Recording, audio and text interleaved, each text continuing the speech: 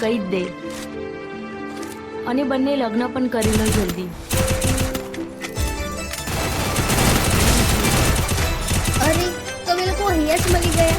હા, હું તમારી પાસે જ આવતી હતી. અમે પણ તારા જોડે જ આવતા હતા. તમારે પણ એક ખાસ વાત કરી છે. પણ તમને એક વાત કહું. પેલો છોકરો દેખાય છે એ કેવો છે? સારું છે. એ મારો મંગીતર છે અને થોડાક ટાઈમમાં મારા એની સાથે લગ્ન થવાના છે. તો નથી પ્રેમ હવે એને ભૂલી જાઉં.